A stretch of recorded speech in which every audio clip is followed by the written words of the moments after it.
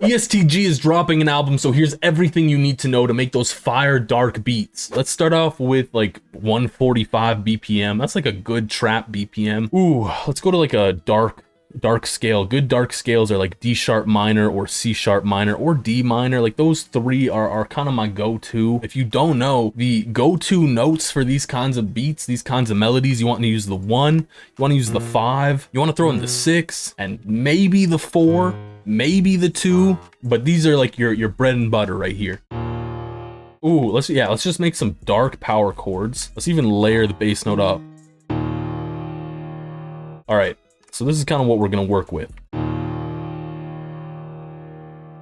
Now let's give it like a light strum, just to like humanize it a tiny bit. And then let's randomize it a little bit too. And then let's bring up the velocity because I really want it to be impactful. Now let's give it a good piano sound from Keyscape. Keyscape has some good sounds. I want like a dark piano. I'm gonna use that. I need to throw some effects on it. I'm just gonna add reverb. We don't really need to get too carried away with the reverb. I'm just gonna increase the low cut.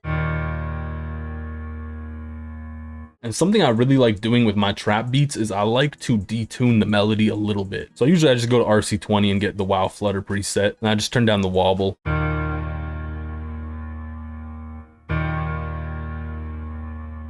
So what I'm gonna do is I'm gonna come up here.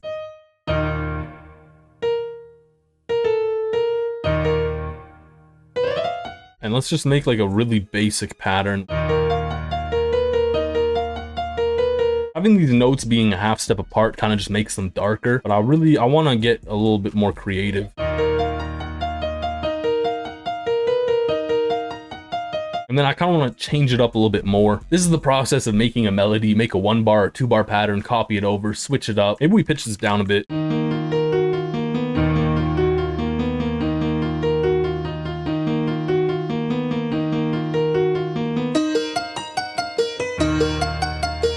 Yeah, this sound is really good with layering the bass notes. All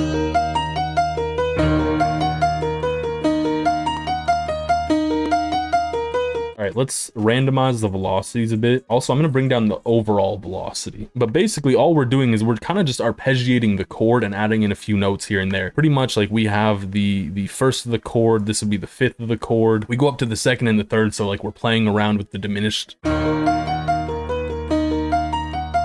Let's add some effects to this real quick. Same kind of effects. We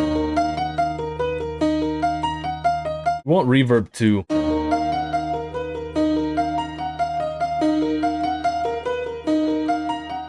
It's hard. I want to copy this over into this pattern and kind of just use this as like a texture layer.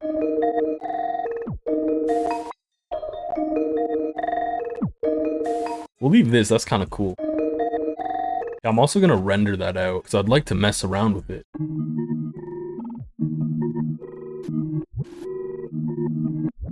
And I'm gonna chop this up. This is kind of gonna be saucy as a texture layer. That's the idea. I'm just gonna layer this here and there. And then we're gonna add in Portal.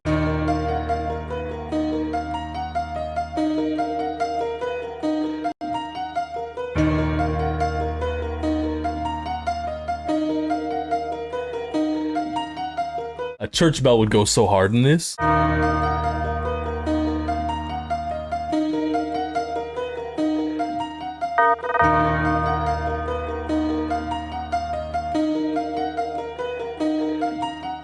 It's kind of my own touch, but I want to add some strings to this. It's that rlybeats magic. For the strings, I'm just going to follow chord notes.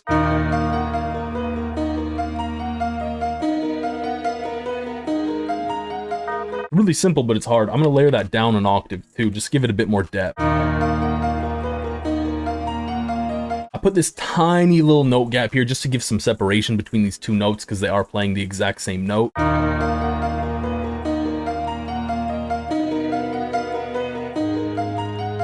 And if y'all don't know, these drums gotta be hard. They gotta be super hard. And because we're just on that D sharp, technically like our only bass note is the D sharp, but we can play around with the 5th, any other chord note, but the 5th will sound good. Also, let me free up some low end because I want to give that 808 some room. I also want to do like a triplet roll somewhere. I'm gonna save that for the last bit, and here I'm just gonna do something a little simple. What if we slide into this, but like the reverse slide, you know? That's disgusting.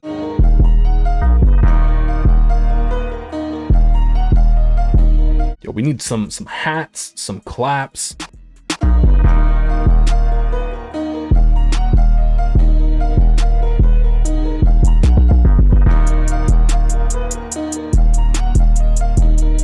The hi-hats are pretty simple. You just want to throw some rolls in there. Don't get carried away. If you put some rolls where 808s go, usually it'll sound good.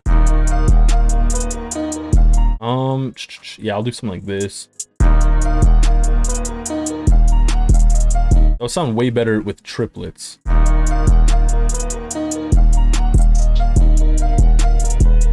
not really doing anything too crazy for my rolls. Like I'm mostly just repeating the same roll throughout.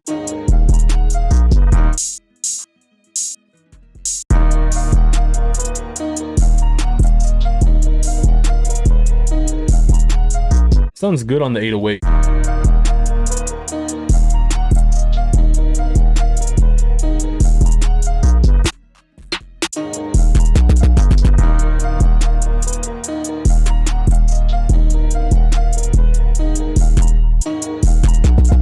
I need a crash to tie everything together.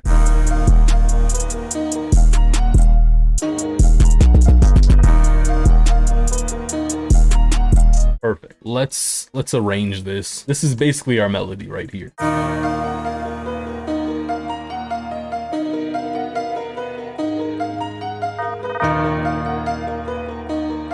And then the drums. So arrangement wise, what I like to do is I like to make like a little 8-bar intro, then I make a 16-bar hook, and then I make an 8-bar verse section, and then I kind of just copy everything over, and then I just change stuff up from there. So for my intro, I think having just this and maybe this would be kind of a good intro.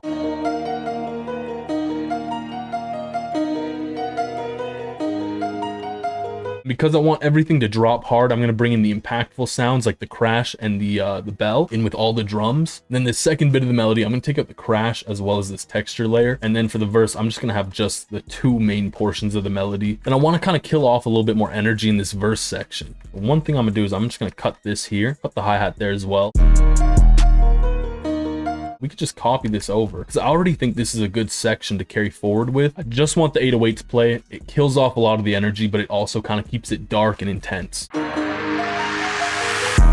of my favorite ways to end beats like this is just to create a fade out kind of effect. All you need to do for that is create an automation clip on the master. So just right click the slider, then press create automation clip. You'll have something like this, and then you just want to fade it out.